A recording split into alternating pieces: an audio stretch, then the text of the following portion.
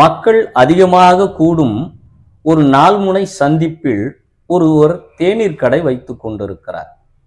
அவர் தேநீர் கடையிலே நொறுக்கு தீனிகள், தின்பண்டங்கள் இப்படியாக பல வகை பொருட்களும் இருக்கின்றன. பிறகு ஒரு தேநீர் கடையும் வைத்திருக்கிறார். அதில் எப்பொழுதுமே அவர் கடையிலே மிகுந்த கூட்டம் உண்டு. நல்ல சுவையான தரமான பொருட்களை கொண்டு அவர் தயாரிக்கின்ற காரணத்தினால் அவர் கடைக்கு எப்பொழுதுமே வாடிக்கையாளர்களின் கூட்டம் அதிகமாகி கொண்டே இருக்கும். அப்படி ஒரு நாள் சனிக்கிழமை. அந்த சனிக்கிழமையிலே வழக்கமாக வருகின்ற கூட்டத்தை விட அதிகமாக கூட்டம் வந்த காரணத்தினால் அவர்களுக்குரிய பணத்தொகையை பெற்று அவர்களுக்குரிய சேவை செய்வதிலே அன்றைக்கு மிகவும் களைப்புற்று விட்டார். மாலை நேரம் தலை வலிக்க ஆரம்பித்தது. அவர் உடனே தன்னுடைய அந்த கடையிலே வேலை செய்யக்கூடிய ஒரு பணியாளரை அழைத்து, கொஞ்ச நேரம் நீ இங்கே பணிகளை எல்லாம் கொஞ்சம் கவனித்துக்கொள், நான் ஒரு மருந்து கடை வரை சென்று வருகிறேன், எனக்கு மிகவும் தலைவலி இருக்கிறது, அதனால் நான் மருந்து வாங்கி உட்கொண்டு விட்டு வருகிறேன், வருகின்ற வரை நீ கொஞ்சம் கடையை கவனித்துக்கொள் என்று தன்னுடைய அந்த பணியாளரிடம் சொல்லிவிட்டு அவர் அந்த சாலையின் எதிர்ப்புறத்திலே இருக்கக்கூடிய ஒரு மருந்து கடையை நோக்கி செல்கிறார். அந்த மருந்து கடைக்கு செல்கிறார். அங்கே பார்த்தால் அங்கே மருந்து ஆளுநர் இருக்கிறார். அங்கே விற்பனை பகுதியிலே இருக்கக்கூடிய ஒரு பெண் இருக்கிறாள். அந்த பெண்ணிடம் போய் சொல்கிறார், எனக்கு மிகவும் தலைவலியாக இருக்கிறதம்மா, என்னுடைய தலைவலியை போக்குவதற்கு மாத்திரை இருந்தால் கொடு என்று கேட்கிறார். அந்த பெண்ணும் மாத்திரை கொடுக்கிறாள். மாத்திரையை வாங்கி அவர் அங்கேயே தண்ணீர் வாங்கி உட்கொள்கிறார். உட்கொள்கின்ற பொழுது அங்கே அதனுடைய முதலாளி அவருக்குரிய நாற்காலியில் எப்பொழுதும் உட்கார்ந்திருப்பார். அப்பொழுது அந்த நாற்காலியிலே அவரை காணவில்லை.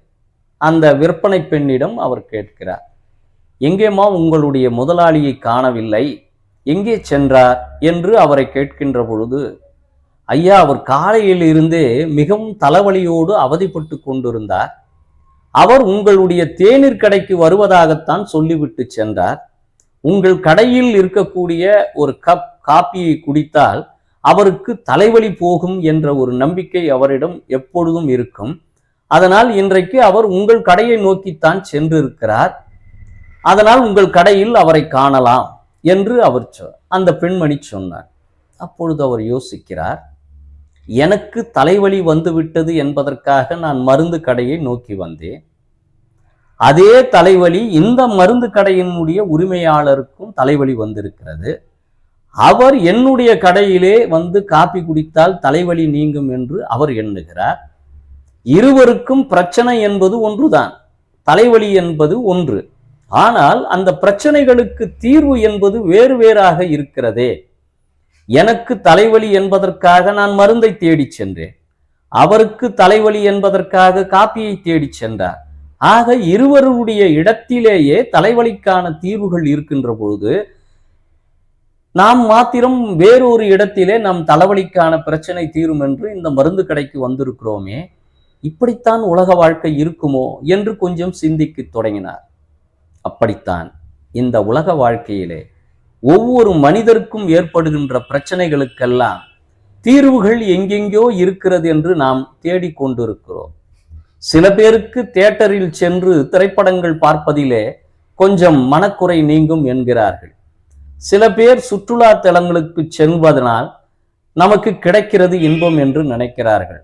சில பேர் ஆலயங்களுக்கு சென்று வழிபடுவதனால் நம்முடைய பிரச்சனைகள் தீரும் என்று சில பேர் நினைக்கிறார்கள். சில பேருடைய வாழ்க்கையிலே கனிரசமா மதுவருந்தி கழிப்பதல்ல இன்பம், கணிகையரின் துணையனிலே கிடைப்பதல்ல இன்பம், இணையில்லா மனையாளின் வாய்மொழியே இன்பம், அவள் இதழ் சிந்தும் புன்னகையே அளவில்லாத இன்பம். இது ஒரு பழைய பாடல். இப்படி மனிதர்கள் இன்பங்களை எங்கெங்கோ தேடிக்கொண்டு செல்கிறார்கள். இன்பங்கள் என்பது புறத்திலே இருக்கின்றன என்று நினைக்கிறார்கள். புறத்திலே இருப்பதெல்லாம் ஒரு மாயத் தோற்றம் கொண்ட இன்பங்களை தவிர அது உண்மையான இன்பம் கிடையாது. நம்முடைய அகத்துள்ளே எல்லா பிரச்சனைகளுக்கும் தீர்வு என்பது நம்முடைய மனம். அந்த மனதிற்குள்ளே ஆழ்நிலை சிந்தனையோடு நாம் இருக்கின்ற பொழுது நாம் புறத்திலே பிரச்சனைகளுக்கு தீர்வு இருக்கிறது, புறத்திலே தான் இன்பம் இருக்கிறது என்று நாம் ஓடி ஓடி ஓடி அலைகிறோம். ஆக எங்குமே இல்லை. பிரச்சனைகளுக்கு தீர்வு என்பது நம்மிடமே இருக்கிறது என்பதை நாம் புரிந்து கொள்ள வேண்டும்.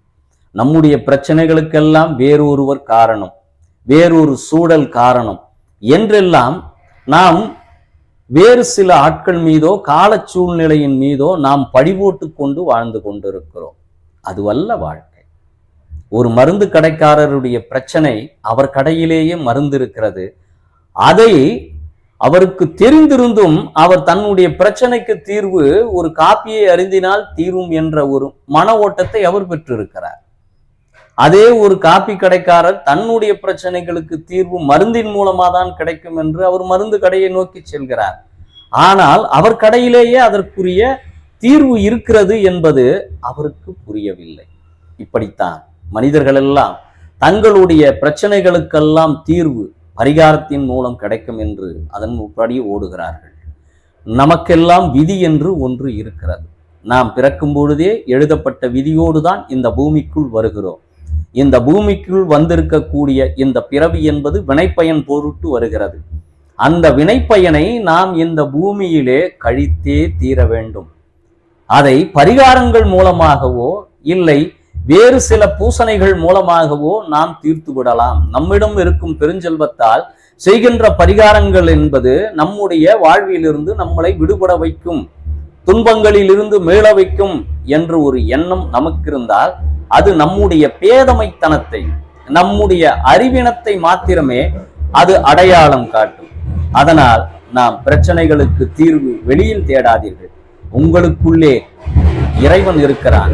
உங்களை நல்வழிப்படுத்த அருமையான சித்தாந்த கருத்துக்கள் எல்லாம் இன்றைக்கு சைவத்திலே கூறப்பட்டிருக்கின்றன.